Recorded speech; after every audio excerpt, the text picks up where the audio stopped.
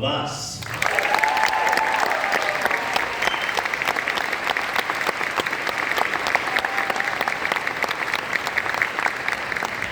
Next is cinematographer Jimmy Murrow.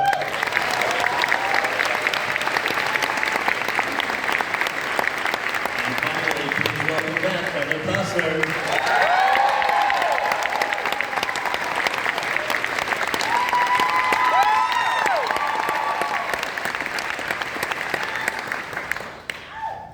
Congratulations to all of you on the film, and Kevin, I wonder if we can just set the scene by talking about your long relationship with the Western genre. Just to remind folks, your star-making role as an actor was in Silverado. You won Oscars for Dances with Wolves. You later did Wide Earth, Open Range, and of course Yellowstone, and now Horizon. Your band is even called Modern West. So where did this all begin for you with the Western? I'm just limited. The range of the Western house. No, I have loved to dabble in all the genres, the political, the comedy. Nothing suffers from a sense of humor, right? Nothing. Our jobs, being our relationships. But I do drift back to the West because I'm haunted by it. I understand that our fingerprints are all over this moment where we came across this ocean and we just moved methodically across that Mississippi, and we kept going. I think the foundation of the United States was born in the East, and the rest of the country, it was forged out West. And the drama that happened out there was real. It's not land in Disneyland. I'm drawn to it. There was losers, and there were winners, and the people that were here first. We destroyed that way of life, but we also created something else. And so we can look backwards and not be embarrassed. We can just look backwards and be totally aware of what our fingerprints are in this country, and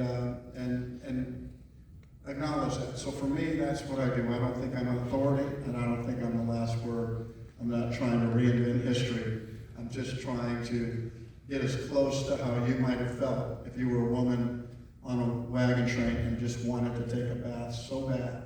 To me, that scene is important as a gunfight. So I'm drawn to the West and women who bathe. Now, your co-writer on this, this is John Baird. You guys have been working together on a few epic projects for many years. How did this one evolve into the form that it ultimately took? Okay, last question to me, and then we're going to... No, we're going I know you're very fair. Listen, I'm a knothead. In 1988, I had this idea for a Western. It was Horizon. It was called Sidewinder. It was two guys. It was a very good script. And I just couldn't get it made. And there are people that think that I get to do whatever I want in Hollywood, and that's maybe true in a sense. Anything they want me to do, I can probably do. But for some reason, I'm drawn to these other projects, and this was one. And when I couldn't make it, everybody said they just wouldn't make it. I just did the very American thing, which was, okay, well, tough shit, I'm gonna make 4 more. You don't like this one? I'm gonna make 4. I like that. It's like everybody looks at me and goes, oh boy, here he goes again. But you just saw the first one. I'm so proud to bring it to you. I'm so glad you watched it. And I'm so glad I stuck with it. And I couldn't have done it without people. John and I, it all starts with the writing. It just does. It's just the writing, that's where it starts. And then what happens is a group of people come that are so skilled in so many ways.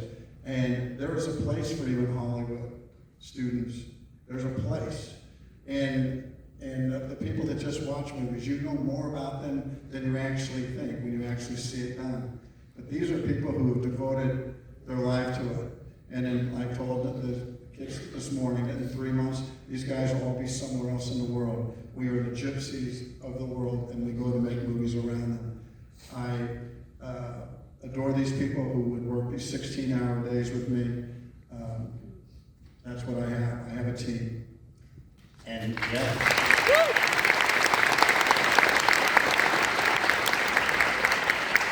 When you say, team, sometimes these are folks who you work with for, in the case of Jimmy, I believe 35 years, and Lisa, I'd love to have you guys talk about how you came to work with Kevin, and in some cases, these collaborations have evolved in many different forms over the years. So maybe, Jimmy, if you want to lead us off.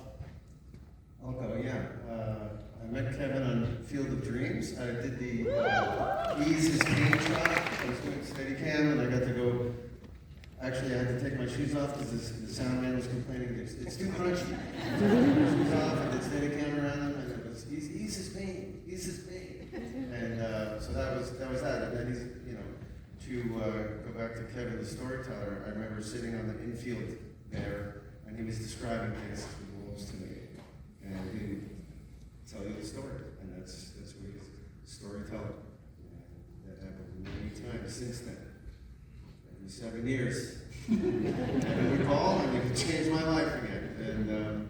And he's the same man now that I met then. And he's telling me the story of Horizon. And it started from the beginning and took me right through it. And that's essentially who he is.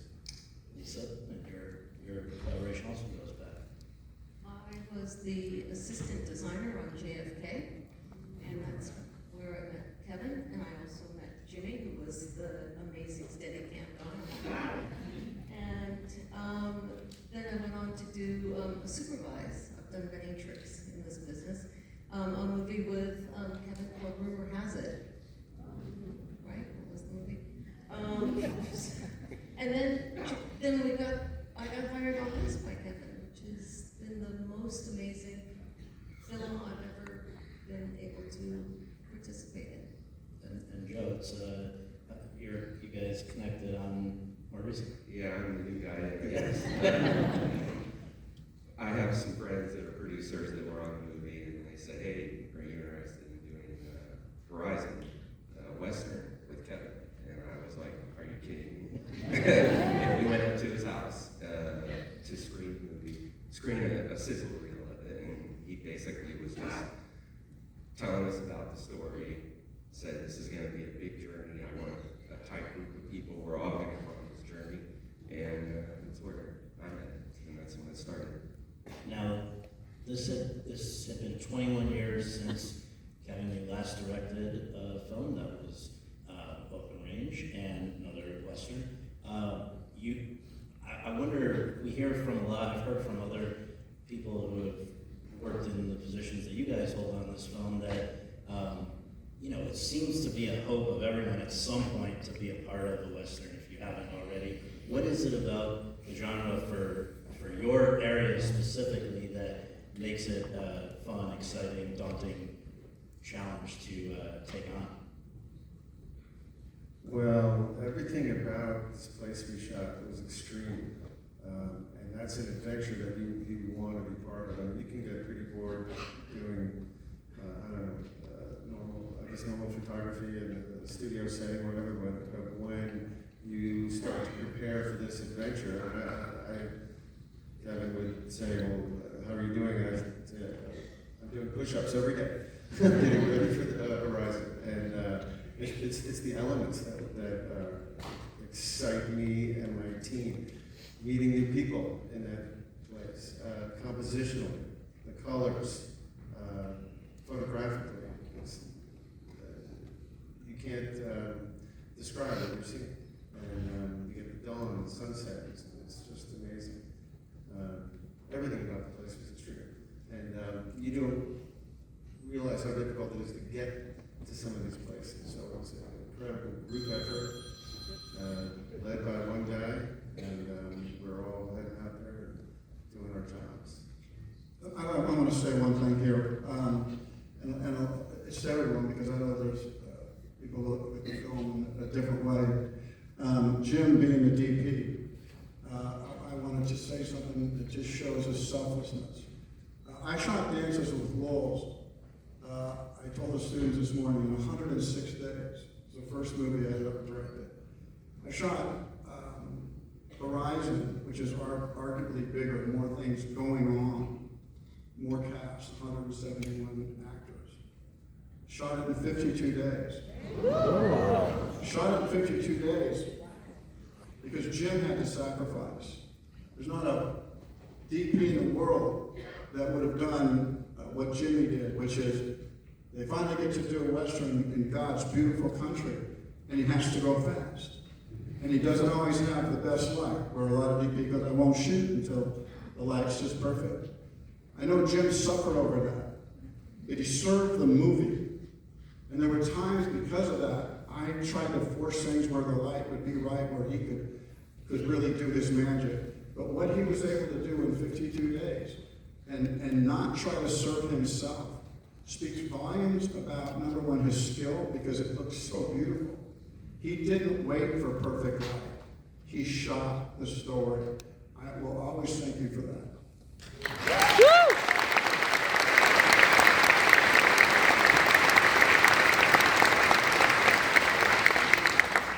These costumes help to tell the story in ways, without words that are very important. We see the character Juliet Chesney, who's obviously very out of place with some of these other people on the trail, and the Native Americans in their historically accurate garb, and on and on. I just wonder for you if you can talk about the research beyond the script that you had to do to be able to,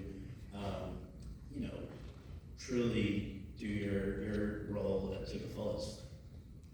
I did a lot of research. I tried to go through the script, which was so beautiful and so clear for me as a costume designer to be able to see what Kevin was saying with each character. I put together a very lengthy book that Kevin and I went through page by page about it was history. It was actually the people from the time, wagon train photographs, everything was, I tried to base it on 1850 to 1860. And then I went deeper, and I went into fabrics, and I went into patterns, and I went into,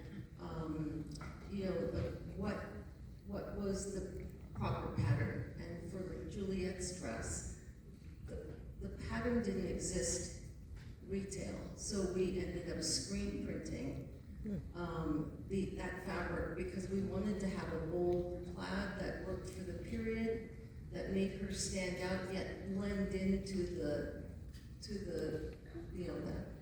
fields and the background. I didn't want her to be like such an obvious moment, but I wanted her in her beautiful way of her character. I wanted her to be enhanced by the pieces we chose. And we started with a hoop skirt, for those people paying attention, and she ended up just being in petticoats towards the end. And that's what happens on the wagon train. People didn't have the ability to bathe or take care of themselves, and you could see she was struggling to kind of keep some sort of quality of her life and who she is. And I tried to show that in her costume. And wait till Horizon 2, because there's great things that happen, and that dress goes on, and we see a lot of, we were able to do some changes with that. So I wanted to start with something that we could then move into, that could follow it through. So I tried to do that. And as far as all the other characters, it was the American Indians, the Apache in particular. We tried to use the influence of the Spanish coming north. So a lot of the cottons and the studs were traded by the Apaches and the Spanish. So we tried to show that in their costumes.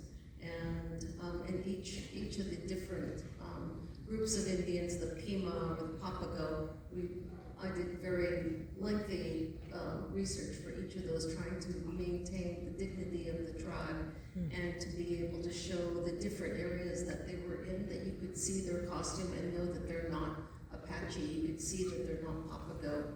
So I tried to pay a lot of attention to that, and it was really important to Kevin to represent each of our different Indian groups very specific to the region that we have the wagon train go through.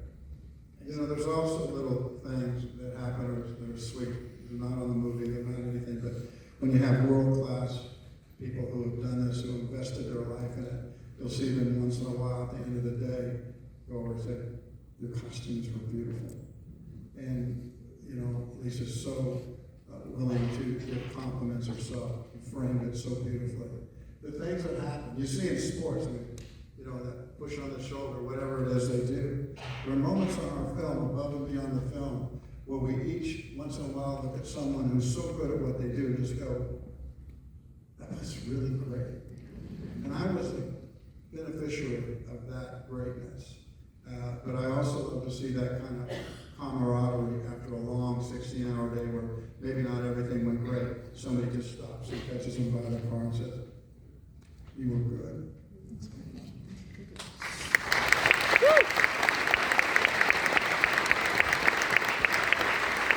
So I wonder if you can talk about some of the challenges that are specific to shooting a Western, in this case, gunfights and explosions and the burning house. And I just wonder, was there, generally what that was like for you, but also if there was one specific scene or sequence that really demanded particularly a lot from you? Definitely the massacre scene.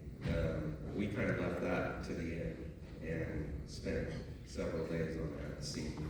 It was important to get all the environments right as well. The sound of the stream, Watts Parish. I remember we had all kinds of chickens in there, and I think we closed at the end and said, too many chickens, we need to take it out. But definitely, once we got the story. That wasn't me, close, that was me. Was it? It was really late at night, that's what I remember. John Debney, I wish he was here, because his music is just amazing. It brought life to the movie once we got the score after they recorded it. And particularly the massacre scene. Because when we did it with the temp music, it wasn't really working. It was kind of interfering with the effects, and we were thinking, oh, maybe we take the music out. Once we heard the score, it just fit right in there. And we spent a good amount of time. That's probably the most intricate scene, just in terms of use of the Atmos and the speakers. The rest of the movie, it was, birds, bugs, environment. We wanted the different locations to sound different. Production dialogue was definitely a challenge because of where they were shooting, and the speed they were shooting. Brad North, our sound supervisor, did a great job cleaning it up and giving me something to work with. So those were probably the biggest challenges. When you talk about the massacre, it was something very important to me that it go on and a little bit on. It was a night of hell, and that happened a million times in our country. That thing where Native Americans just finally had enough of us and said, move away from the river, we can't get across. That simple point of putting stakes in the ground caused the other scene you saw where the Indians tracked that one Native American down who had their deer. These people didn't have conflict with each other. They'd already worked it out over 1,000 years. But when we came, we forced them, they couldn't go across that river anymore. We don't really think about it intellectually.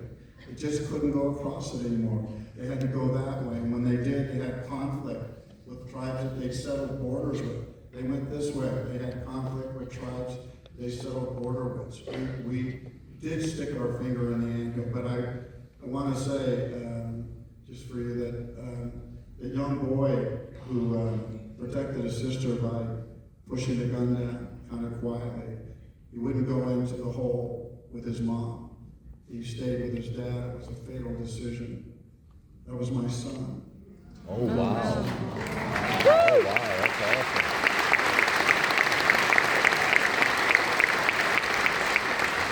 I didn't raise my children to be in this business. He is a tremendous athlete. He's a really quiet little boy, he really is. But he was beautiful, and it broke my heart. And I came in here and watched it with you just before that, and I watched it, and my heart broke. Again, who wouldn't want to have a son that would stay with his dad?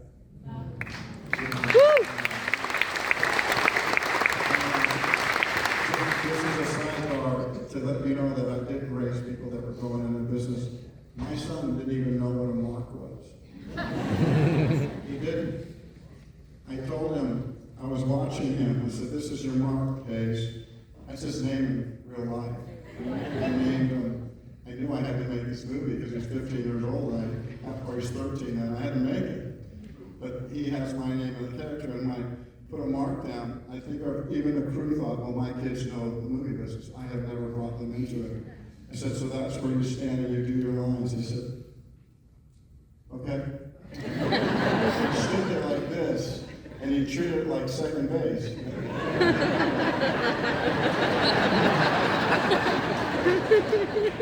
He didn't get off.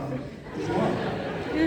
So I took him over there and I said, you stand over that mark. That mark doesn't own you. You own that mark. You can leave it. It's not second base. You go right back and you come back to it. That's your mark. But it's not this. Just like, I have that. You have the movie. I have being locked and set him up for the rest of my life with my 13-year-old. That's awesome.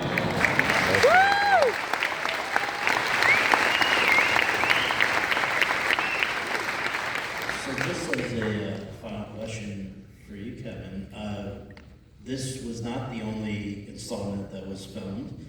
Can you tell us what we have to look forward to in the Horizon universe still to come? The second one is finished. I'm fighting to figure out how to get it released. I want to bring it to you. Yes. So you can follow this. It's